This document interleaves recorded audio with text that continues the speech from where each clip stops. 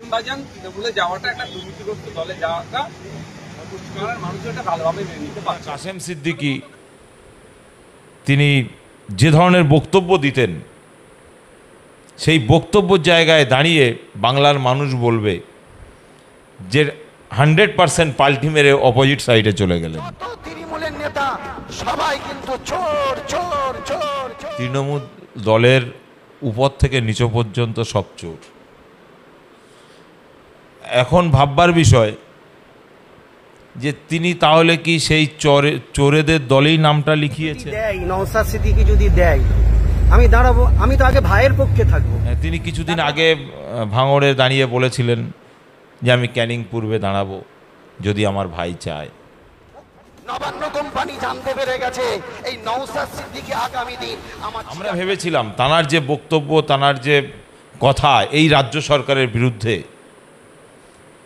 অতএব তিনি হয়তো আমাদের দলে আসবেন, এটা আমরা ভেবেছিলাম। যত তৃণমূলের নেতা সবাই কিন্তু চোর। অতএব দুর্নীতিতে ভরপুর যে দল, সেই দলে কাসেম সিদ্দিকী সাহেব ঢুকে দুর্নীতিমুক্ত দল তৈরি করবেন, দেখা যাক, সময় কথা বলবে। নওশাদ সিদ্দিকীকে কিভাবে হটানো যায়, কিভাবে নওশাদ সিদ্দিকীকে রাজনীতিতে মেরে দেওয়া যায়, তার একটা প্ল্যান।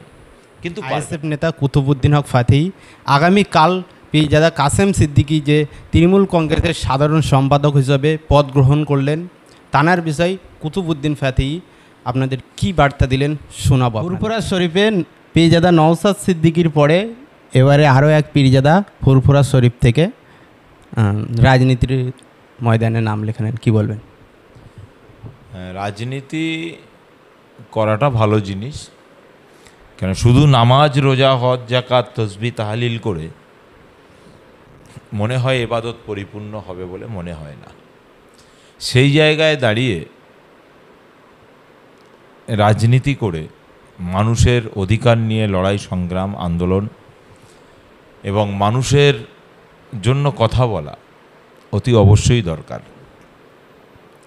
সেই জায়গায় দাঁড়িয়ে যে কেউ তো রাজনীতি করতে পারেন, আলেম সাহেব, পীর সাহেব, হাজি সাহেব, গাজী সাহেব, ফকির সাহেব, যার যে খুশি সেই রাজনীতি করতে পারেন। এখানে তো কোনো বাধা নেই। দেশ সেবা, দেশের জনগণের সেবার উদ্দেশ্যে নিয়ে যে কেউ রাজনীতি করতে পারেন, এতে কোনো সমস্যা নেই এবং আসা দরকার আমরা মনে করি। আপনি বলছেন যে রাজনীতিতে আসলে কোনো অসুবিধা নেই, কিন্তু সেই পীরজাদা আমরা দেখেছি নানান স্টেজ থেকে তৃণমূল কংগ্রেসের বিরুদ্ধে, তাদের নানান দুর্নীতির বিরুদ্ধে তিনি সরব হয়েছেন এবং শেষ পর্যন্ত তিনি সেই দলেই নাম লিখিয়েছে এবং সেই দলের সাধারণ সম্পাদক। আপনি পার্টিকুলার কোন পীরজাদার কথা বলছেন আমি জানি না, তবে গত কয়েকদিন বলতে গতকাল থেকে দেখছি ফুরফুরা শরীফের কোনো এক পীরজাদা তিনি দলে নাম লিখিয়েছেন এবং মিডিয়ার মাধ্যমে এটা দেখা যাচ্ছে। দেখুন, তিনি ইতিপূর্বে অনেক কথা বলেছেন। আনিস খানের আন্দোলন আপনাদের মাথায় আছে এবং তিনি পীরজাদা নওশাদ সিদ্দিকী ভাইজান যখন জেলবন্দি ছিলেন তখন তিনি অত্যন্ত গুরুত্বপূর্ণ কথা বলেছিলেন। তবে এই ধরনের পীরজাদা যারা আছেন তারা জানি না কোন চিন্তাভাবনা নিয়ে এই তৃণমূল দলে নামটা লেখাচ্ছেন। কারণ তিনি একটা সময় বলেছিলেন তৃণমূল দলের উপর থেকে নিচ পর্যন্ত সব চোর। এখন ভাববার বিষয় যে তিনি তাহলে কি সেই চোরেদের দলেই নামটা লিখিয়েছেন? তাহলে কি চোরগুলোকে পরিবর্তন করাবেন বলে মনে হয়? এটা চিন্তা করতে হবে, এটা ভাবতে হবে। এখন দেখুন, কে কোন দলে নাম লেখাবে তার ব্যক্তিগত ব্যাপার, কিন্তু দলটাও তো বেছে দেখতে হবে। তিনি কিছুদিন আগে ভাঙড়ে দাঁড়িয়ে বলেছিলেন যে আমি ক্যানিং পূর্বে দাঁড়াবো যদি আমার ভাই চায়। তো তার নিজের ভাই, তাহলে সেই ভাইয়ের কাছে কি তিনি এই প্রস্তাব দিয়েছেন না শুধু মিডিয়ায় আওয়াজ দিচ্ছেন, এটা দেখার বিষয়। এবং এই খবরটা যেমন মিডিয়ার মাধ্যমে আমরা শুনেছি, আমাদের দলের চেয়ারম্যান পীরজাদা নওশাদ সিদ্দিকী সাহেব এবং আমাদের দলের প্রাণপ্রিয় প্রতিষ্ঠাতা যিনি আব্বাস সিদ্দিকী ভাইজান, তিনিও তো বার্তা দিয়েছেন। তাহলে তাদের সঙ্গে বৈঠক হয়েছে কিনা, কথা বলেছেন কিনা, সেটাও জানার বিষয়। তবে আমার যতটা মনে হয়, সেই বলে মুখে এক বুকে এক, তো সেরকম একটা বিষয়। বাংলার মানুষ বুঝতে পারছে, আগামী দিন বাংলার মানুষের জবাব দেবেন। তবে আমি বলবো, যদি রাজনীতি করার প্রয়োজনই ছিল, করার দরকার ছিল, করতে ইচ্ছুক ছিলেন, তাহলে আব্বাস সিদ্দিকী যেমন নূতন রাজনৈতিক দল তৈরি করে তিনি রাজনীতিতে এসেছেন। এখন তিনি ধর্মগুরু, ধর্মের প্রচার করছেন, এবং একজন ধর্মগুরুর যেটা কাজ, প্রকৃত কাজ, সেই কাজটাই তিনি করছেন। তাঁর ভাই নওশাদ সিদ্দিকী তিনিও ধর্মগুরু, তিনিও পীরজাদা, তিনিও তাঁর রাজনৈতিক প্ল্যাটফর্মের অনুযায়ী তিনি কথাবার্তা বলছেন, আন্দোলন করছেন, এবং আমি সেই দলেরই একজন কর্মী সমর্থক। আমি বলতে পারি যে পীরজাদা হিসাবে, আমাদের ভাইজান হিসাবে, আমরা ভেবেছিলাম তাঁর যে বক্তব্য, তাঁর যে কথা এই রাজ্য সরকারের বিরুদ্ধে, অতএব তিনি হয়তো আমাদের দলে আসবেন, এটা আমরা ভেবেছিলাম। কিন্তু আমরা কি দেখলাম, যে তিনি আমাদের দলে আসার পোষণ করেছেন, এটা দিদিমণির কাছে বার্তা দিতে চাইছেন। দিদিমণি যাতে তড়িঘড়ি ওনার নামটাকে প্রস্তাব আকারে এবং পেশ করে দেন, ফ্ল্যাশ করেন, তার একটা প্ল্যান প্রোগ্রাম। তবে ফুরফুরা শরীফে আমিও বহুদিন পড়াশুনো করেছি, ফুরফুরার মাটি আমাকে চেনে, আমি ফুরফুরার মাটিকেও চিনি।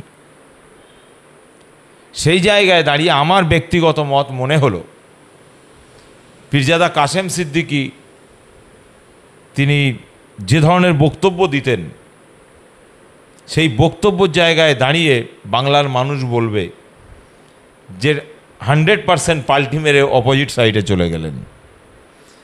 এখন আমাদের শুনতে হবে, কেন আমরা ফুরফুরা শরীফের ভক্ত, আমাদেরকে বহু মানুষ কটূক্তি করবে, কি হলো, তোমার পীরজাদা এই বলতো, ওই বলতো, সেই বলতো, আজকে কি বলছে, এগুলো আমাদের শুনতে হচ্ছে। তবে আমার মনে হয় এটা ভুল হলো উনি ওই দলে নাম লেখানো। কেন, যে দলের আপাদমস্তক চোর, যে দলের দুর্নীতি ভুরি ভুরি, যে দলের টাকা ছাড়া কোনো গল্প নেই, এটা আমরা বলছি না, এই দলের এমএলএ এমপি তারাই বলছে যে একটা ভালো পদ পেতে গেলে টাকা লাগে, একটা ব্লক সভাপতি হতে গেলে টাকা লাগে, একটা জেলা সভাপতি হতে গেলে টাকা লাগে, একটা ভালো কাজ পেতে হলে টাকা লাগে। আজকের এসএসসি, পিএসসি, প্রত্যেকটা জায়গায় টাকা ছাড়া কোনো গল্প নেই। অতএব দুর্নীতিতে ভরপুর যে দল, সেই দলে কাসেম সিদ্দিকী সাহেব ঢুকে দুর্নীতিমুক্ত দল তৈরি করবেন। দেখা যাক, সময় কথা বলবে। বাংলার মানুষ বুঝতে পারছে কে শাসকের বিরুদ্ধে, কে শাসকের পক্ষে, এবং কে অর্থলোভী, কে অর্থলোভী নয়, এটা মানুষ বুঝতে পারছে। তবে আমরা চেয়েছিলাম, বাংলার মানুষ চেয়েছিল যে পীরজাদারা সৎ মানুষ, পীরজাদাদের দ্বারায় দুর্নীতি হবে না, তারা রাজনীতির ময়দানে আসবে, রাজনৈতিক প্ল্যাটফর্মটা ভালো হবে, স্বচ্ছতা হবে, দুর্নীতি মুক্ত হবে। কিন্তু এই তৃণমূলে ঢুকে সেই আশাটা করা যায় না। তো সেই জায়গায় দাঁড়িয়ে, নীতির জায়গায় দাঁড়িয়ে আমি বলবো, পীরজাদা নওশাদ সিদ্দিকী সাহেব, পীরজাদা আব্বাস সিদ্দিকী সাহেব কোটি কোটি টাকা মন্ত্রিত্ব থেকে শুরু করে অনেক কিছুর অফার ছিল, সেই জায়গা থেকে বাপের বেটা প্রমাণ দিলেন নওশাদ সিদ্দিকী যে তার নীতি এক, কথা এক, তার কাজ এক, তার জায়গায় সে অটুট আছে, এটা ভাঙড়বাসীকে সাধুবাদ জানাই এবং ভাঙড়বাসীকে ধন্যবাদ জানাই। সেই সাথে সাথে আমাদের পীরজাদা পীর সাহেবকেও ধন্যবাদ জানাই যে আপনাকে হাজার নয় লক্ষ কোটি সেলুট। কেন আপনি ফুরফুরা শরীফের মুখ উজ্জ্বল করছেন এবং আপনার জন্যই এই শাসক ভয় পাচ্ছে, যার কারণেই কাসেম সিদ্দিকীর মতো ছেলেকে শাসকের উচ্চ পদে বসাচ্ছে। এটা নওশাদ সিদ্দিকীকে কিভাবে হটানো যায়, কিভাবে নওশাদ সিদ্দিকীকে রাজনীতিতে মেরে দেওয়া যায় তার একটা প্ল্যান, কিন্তু পারবে না। বাংলার জনগণ, বাংলার পাবলিক, বাংলার দলিত, বাংলার আদিবাসী, বাংলার খেটে খাওয়া মানুষ, বাংলার মুসলমান সমাজ, তারা নওশাদ সিদ্দিকী করে পাগল হচ্ছে।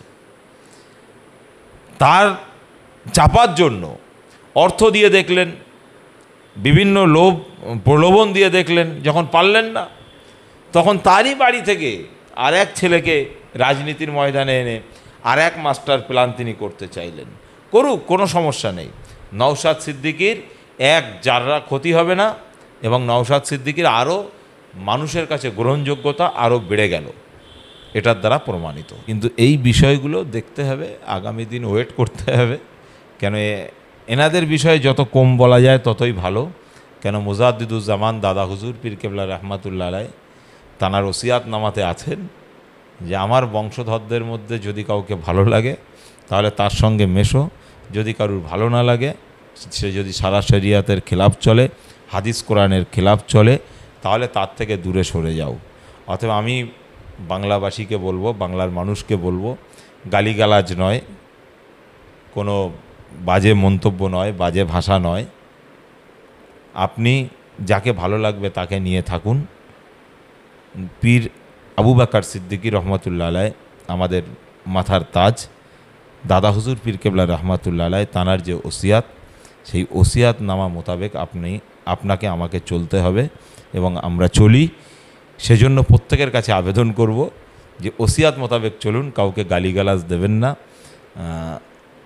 তবে যে অন্যায় করবে, যে কাঠ খাবে, তার আংড়া পায়খানা হবে, এটা ঠিক সময় হলে দেখতে পাবেন, সময় হলে বুঝতে পারবেন।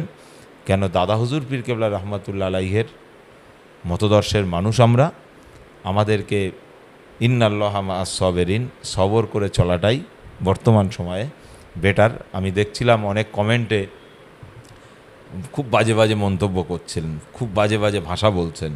এটা বলবেন না, কেন তার হিসাব হবে, ঠিক জায়গায় সে তার হিসাব দেবেন। অতএব বাজে কমেন্ট, বাজে মন্তব্য করবেন না, গালিগালাজ দেবেন না। আর আপনার যাকে ভালো লাগে আপনি তাকে ধরে থাকুন, তাকে আঁকড়ে থাকুন, আপনি সেখানেই রেজাল্ট পাবেন। যখন দেখবেন সে হাদিস কোরআন বিরোধী, তখন তার থেকে দূরে সরে যাবেন। আমি পীরজাদা আব্বাস সিদ্দিকী ভাইজানের সংস্পর্শে আছি, নওশাদ সিদ্দিকী ভাইজানের সংস্পর্শে আছি। আমি আমার জ্ঞান বিবেক বুদ্ধি দিয়ে, হাদিস কোরআন দিয়ে দেখেছি যে আমার পীরজাদা এবং আমার পীর সাহেব, আমার পীর ভাই, তারা হাদিস কোরআনের এক জাররা খেলাফ নেই।